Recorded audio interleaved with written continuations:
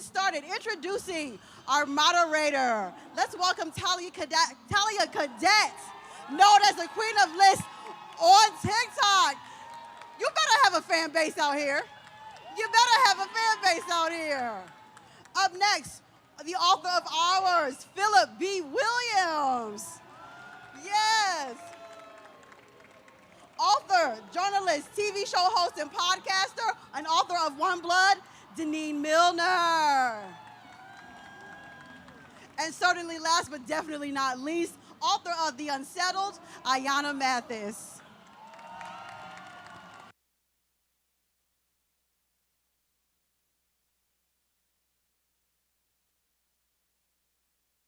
Hey everyone, welcome to the Echoes of Inheritance. So glad to have our authors with us today. Like any other book from today, their books are in the bookstore. You're gonna wanna get their books afterwards. And yeah, let's get started. So this question is for all three of you. I've read all of your books. They haven't read all of your books. They're gonna buy them in the bookstore. But can you each go one by one and kind of share in like 1 to 2 sentences what your book is about? How about you, Phillp? Yeah. Ours is about a conjure woman who goes to Arkansas, annihilates the plantations, takes those who were once enslaved up north to a town that she calls Ours, north of St. Louis, and her conjure starts to betray her, and it leaves the town vulnerable to other magical elements and enemies and such.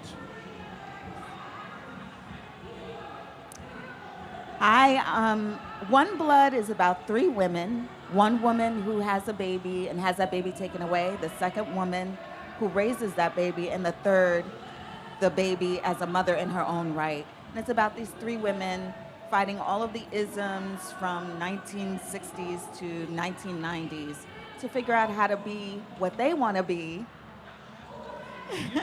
versus what everybody else thinks they should be. The Unsettled is set in the mid-1980s. It's about a very fractured family's attempt to hold on to their spiritual homeland and their legacy, which is in a little town, fictional town, on a bend in the Alabama River called Bonaparte. And one of Bonaparte's very favorite daughters goes north to Philadelphia. So the other setting in the book is Philadelphia, where this woman and her son become involved in a group that's kind of the Black Panthers, kind of a cult. So it's sort of, it's asking these big questions like, will this family find their way back to each other? Will they be able to save this land that is so incredibly important to them? How will they do it? And then the biggest question, I think, because these are 2 kind of utopic communities, is how can we be free? Yeah, definitely part cult in your book, very much cult elements. So all 3 of your books are multi-generational stories, very complex characters. They're going through a lot of stuff, a lot of fantasy, spirituality elements. For each of you, what was the kernel for each of your books? Like, what was that one thing that's like, I should write a story about this? My mother told me stories about her father, who was a pastor who also practiced hoodoo. And so thinking about how he would salt his thresholds and certain people wouldn't want to come in the house. And I'm wondering, what if you did that for an entire Black town? How do you salt a threshold to protect your freedom and creating this new kind of civilization amongst violence, So One Blood is sort of an answer to all of the questions that I ever wanted to ask my own mom that I didn't get to ask her because she passed away before I was grown enough to not be afraid to ask her those questions. I come from a generation where you're seen and not heard, and asking questions was just out of the, just not something that you did. And so I just remember growing up at my mom's knee and seeing her become a different kind of person when she was around her friends, and wanting to dig into that sisterhood and understand the difference between that sisterhood that she had with her friends and the relationship that she had with my father and the relationship that she had with us. I'm also adopted, and so this is a meditation on what could have led to my being given away or taken away from my birth mother, and all of the questions that I wanted to ask her, I wish that I could have asked her if I knew who she was. I actually found her once I started doing research for One Blood. And then the book of Ray, the one that's set in the 90s, is me asking questions of my 30-year-old self, like, what the hell were you thinking when you did that? And just sort of tying all of those stories together so it's deeply personal, but I wanted to ask those questions of each one of us.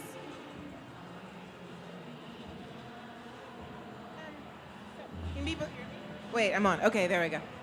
I think, in many ways, for me, I don't really start with outlines and things like that. I don't know what's going to happen when I start. So the whole book is kind of a process in a way of almost like reverse engineering. So there's a character in this book, in this place, Bonaparte, that I mentioned, this little town on this bend in the river named Duchess. And Duchess is an itinerant blues singer, and she cusses, and she drinks whiskey out of jelly jars, and she's real character. She is the protector of this place, and her voice came to me very, very, very early on. So then basically the book just kind of got constructed around her. Like, I had to be like, where does she belong? Why is the place where she belongs important? She belongs to this place called Bonaparte, which is this 100-year-old black settlement that is now being threatened by white developers. And so it's kind of like, what does it matter? And then, would she have had children? Yes, she did. This woman named Ava. What is she looking for? What does it look like that this woman left this kind of impossibly free black place and goes to Philadelphia, where I'm from? Does she try to find it again? Does she try and recreate it? And in fact, she does. So it was kind of a process of trying to sort of take this germ of a voice that came to me and trying to figure out what it meant in the scheme of things. And that in the end, the book really was interested in asking questions about what it meant for these black people to try to make free black places for themselves. But all of that seen from inside the hearts and minds and souls of these three main characters. So these next three questions, one question for each author about your book specifically. Ayana, so in your book, The Unsettled, I found the character of time to be really interesting. Your book is set in the 1980s. What led you to the decision to write a story about the mid-80s, kind of post-civil rights, post-black liberation, and all of these important social justice movements? So why the 80s? In part for the reasons you said. I mean, there's one sort of practical thing, which is if people have ever heard of a group called MOVE, which was bombed by the Philadelphia police in 1985 on Mother's Day. I'm from Philly. I was about 11 when that happened. So this book is not about MOVE, but it is in conversation with that event. So in part, that choice was also because that's when MOVE happened. The other part of the reason that I wanted to set it in the 80s is because I think there's all these stories that we have about the 80s. It's like, but they're very partial. Like, the stories about the 80s are kind of like the movie stories, which are kind of like, cocaine, glam, Wall Street, Studio 54, blah, blah, blah, blah, blah, blah, all these kinds of things. And then there's the really bad stories about the 80s, which are these horrific stereotypes of black people. So you also, in the 80s, we get the welfare queen. If you don't know what she is under Reagan, look her up. We get the welfare queen, we get the crack hoe, we get all these like horrifying images of black women in particular and black people in general. Except for the Cosby Show, the only time you see black people on TV in the 80s is mostly getting arrested. It's a pretty bad time.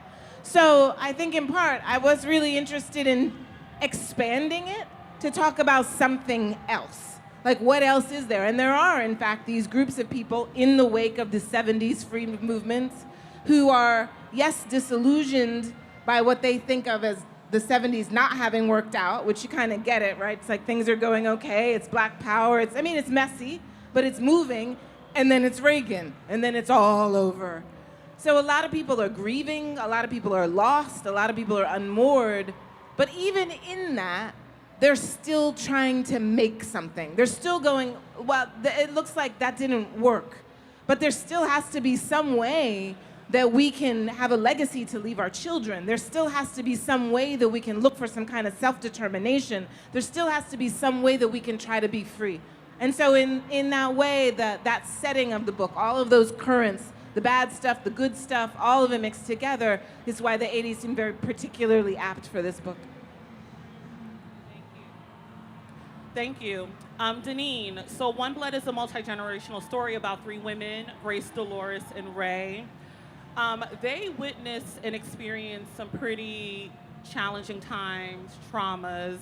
How did you navigate writing the traumas that these characters experienced and the challenges that they had to overcome? A lot of it was research, right? So when you're thinking about women through the 70s, through the late 70s, women couldn't buy their own homes without the permission of a man. They couldn't have a credit card without the permission of a man. And it seemed to me like their sole capital was getting married and having babies and tying themselves to the person who could keep them economically safe. And so I wanted to explore what that looked like and all of the things that come when you don't have the power to fend for yourself and you have to depend on somebody else who has that power to keep you alive, you and your kids alive. And so there's a lot of trauma that can come from that when you basically have to bow down to that power. And so for Black women, and I know my own mother went through some of these things, when a parent is not there to take care of you, that left little girls very vulnerable. And my mother was a victim of that. And so I wanted to explore that. I read a stack of books this high about reproductive injustice, how they were, making women get their insides taken out, for stupid things. And it was the law that they could do this to them. They could sterilize them. And so what comes from that, if that is your reality, that somebody looks at you, decides that you are mentally unfit to raise children, and so they take that away from you? What does it mean when your baby is taken away from you? I was born in a home where 85% of the kids who were born in this series of homes run by the Salvation Army were taken from their mothers, whether the mothers wanted to give their children up or not. And there's, I get a lot of, there's so much trauma in your book. It was very hard to deal with it. Well, imagine what it was like to live it. And that's what I wanted to show in One Blood, that this is all very real. And I mean, with Dobbs being completely obliterated, the Supreme Court that we have, the politics that are going on right now with, like an absolute immunity for our president and they can do whatever the hell they want to, I feel like we're heading back down that road. And so what does that look like? And the only way that you can look at what's going to happen going forward is to understand what happened behind us. And so that's what One Blood does. Phillp, this question is for you. So in Ours, a conjurer named Saint, she frees all of the enslaved people in the state of Arkansas and founds this town called Ours near modern-day St. Louis.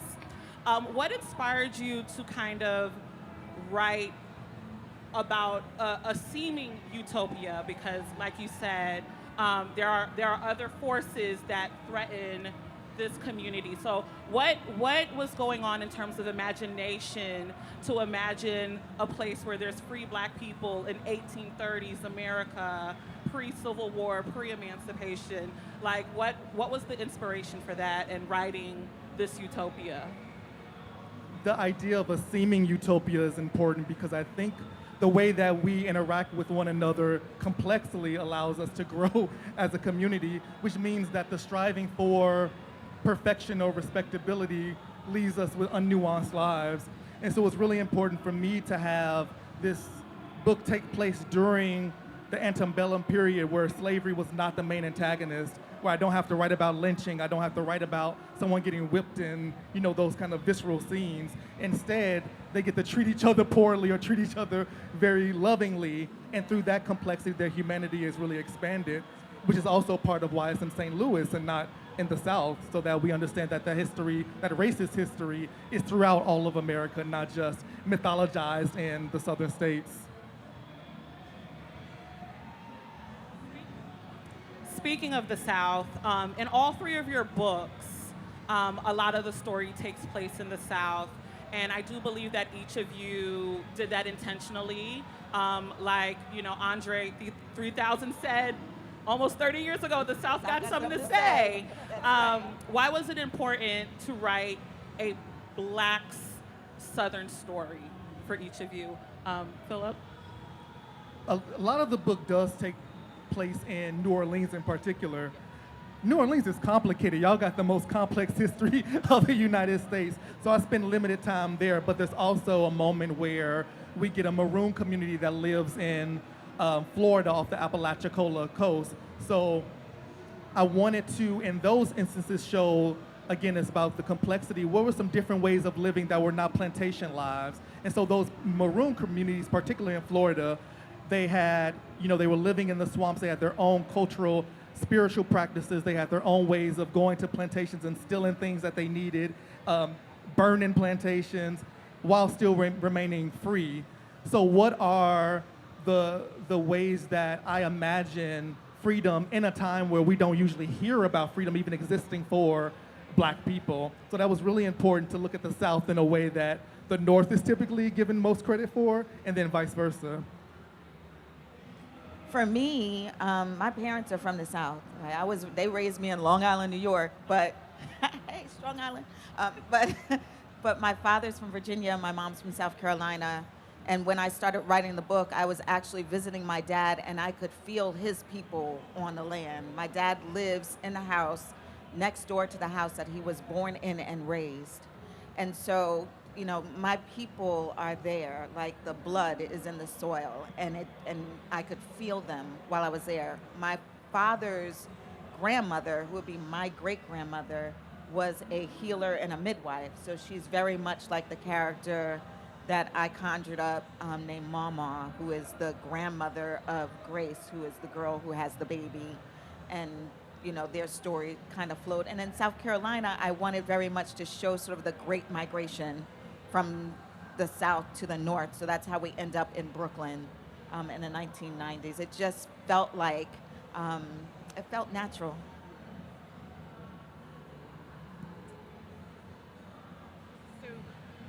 My grandparents are from the South, from Virginia, not Alabama, like this book. I always make a joke that we are now 100 years of Philadelphia, which I think is actually going to be a little bit more.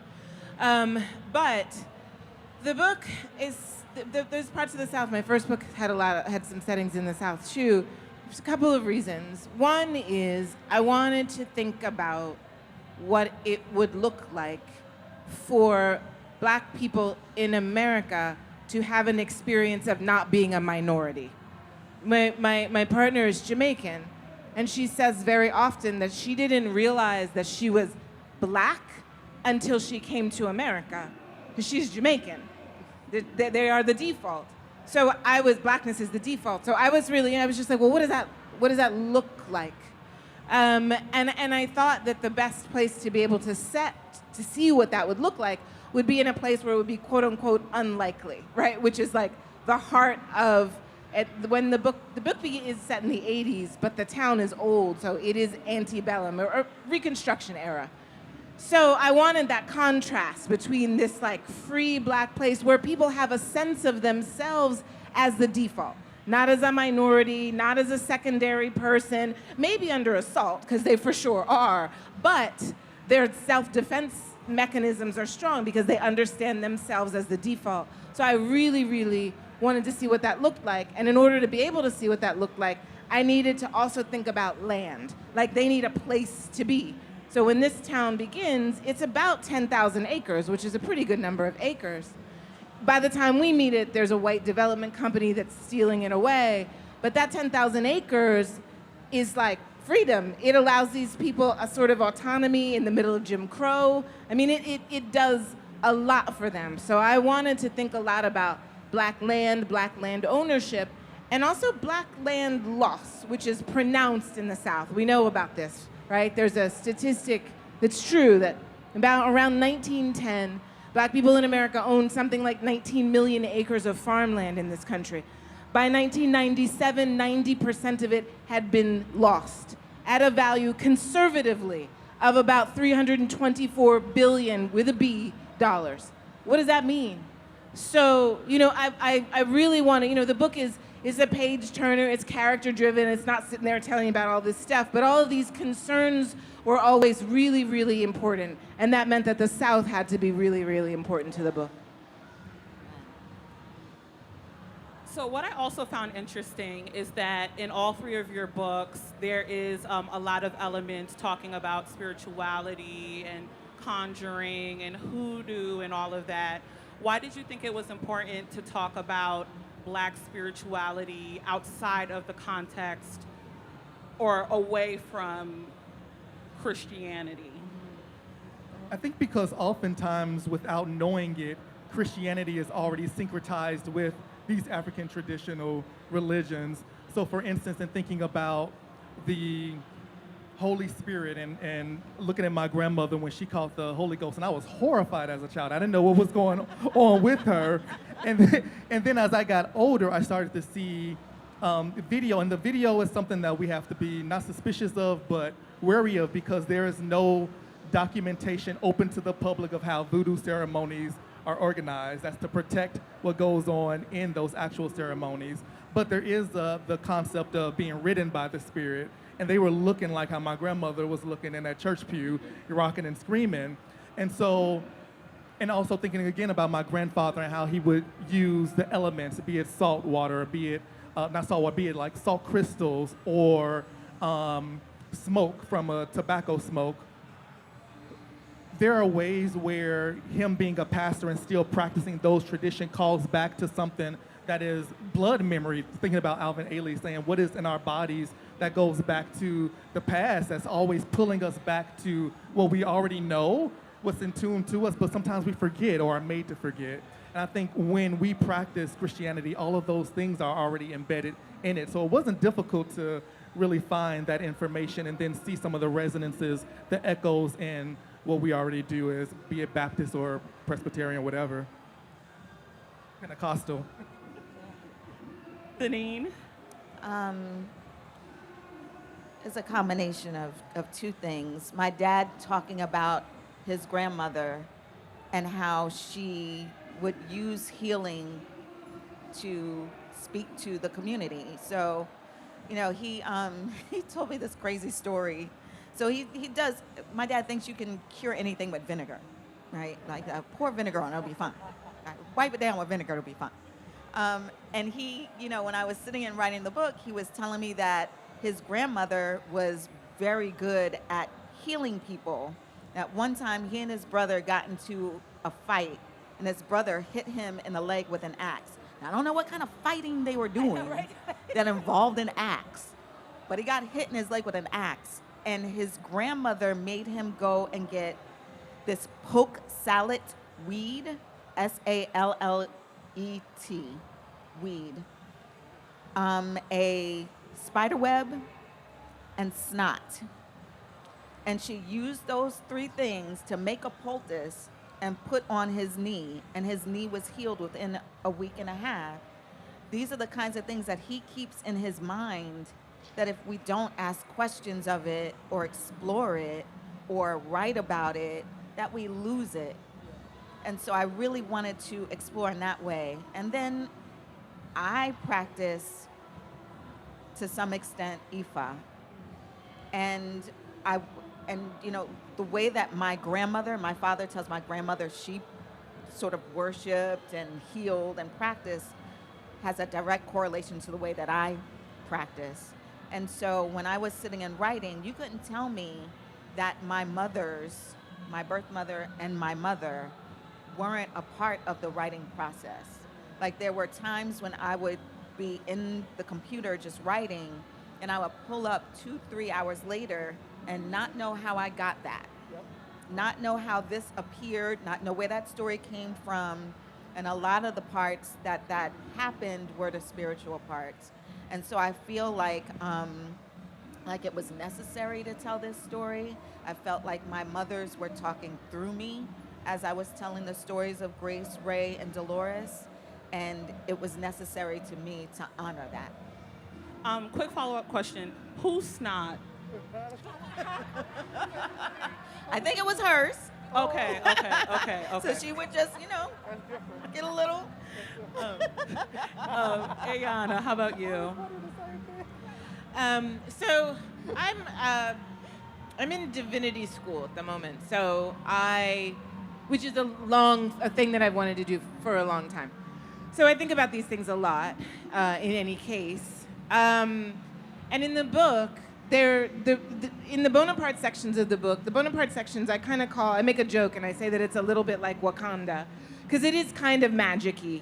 There's guards in the trees. There's one way in over land, one other way in by water. The guards in the trees, there's a lot of guns in the book. The guards in trees all have guns, and they also have a protector spirit named Old Rhea, and she lives in the woods, and people kind of call her up, and she does stuff. And the people who live in Bonaparte, for example, they don't call God God, they call God the everlasting, a genderless forever spirit that mixes a little bit with ideas of Christianity that would have been foisted upon them when they were enslaved, but then kind of erupts into its own kind of thing. And then in the Philadelphia sections, there is a pastor, very standard, Episcopalian minister, but she's kind of, she like smokes a lot and she's sort of, she's a little bit counterculture, kind of weird. So I guess in a sense, religious and spiritual guidance, both as ways for people to sort of find their way forward, but also as ways for people to feel meaning in something. When you are beleaguered, when you are a people that is being assaulted all of the time, it's easy, of course, to lose your way, to become dispirited both in your soul, but kind of also politically in a certain sense, like to become dispirited and unable to keep trying to fight your way forward. So in a certain way, I think what I wanted to do was think about the ways in which Black American religious traditions, be the Christian ones that were kind of given to us by European colonizers and enslavers, things that become syncretized like hoodoo and stuff like this, which is just kind of a mix of stuff, things that even remain kind of classic Christianity, how we have kind of taken those things inside ourselves and our communities, and they have become things that are guides, that are sources of strength, and also things that we argue against. There are characters in this book who are vehemently anti-religion in any form. But the point is that religious ideas and belief in particular, our capacity to believe, I think is central to sort of Black Americanness. Whether that's belief in, God, G-O-D, Christian God, whatever sort of faith you follow, whether your belief is like freedom, whether it's politics, we have been, as a people, we have had to be true believers. And so I kind of wanted to look in this book, to sort of think about different ways in which belief might manifest. Thank you. So we have about 90 seconds left. I would love each of you to let us know what's next from you. Is it another book? Are you talking to studios? Is there going to be TV? Are you going to go into different genres? What's next for you all? So I have a book of poetry, which will be my third, that I think is coming out 2026. I don't know. I'm looking for the contract. And I'm also working on another novel that I think is probably going to be a love story, but we're going to still working on that. It's either that or a horror story about doppelgangers, but I don't know. So love or horror, so either or. Okay, Denane, how about you? Sometimes the intersection. Listen. Yeah, right. I am working on a book called What They Created Was Love, and it's about the birth mothers and sort of trying to knock down the stereotype of who a birth mother is and what she is or was not capable of doing, or whether she loved her children or not. And then when I'm not writing, I'm running a children's book imprint called Denane Milner Books at Simon & Schuster. And so I'm always sort of opening the door for creatives, Black creatives in particular, who want to write stories for Black children or illustrate stories for Black children. Ayana, how about you? Well, I've been writing a bunch of essays about faith and religion and fiction, especially for the New York Times, which slowly is turning into a collection of essays. Fiction, this book, The Unsettled, it took about 11 years. So I'm not working on any fiction. So if y'all want some fiction from me, you better buy this one. Or the 12 Tribes of Hattie, which is Yeah. Thank you, everyone. Give a round of applause for our authors. Thank you for coming out. Their books are in the bookstore. And have a great afternoon.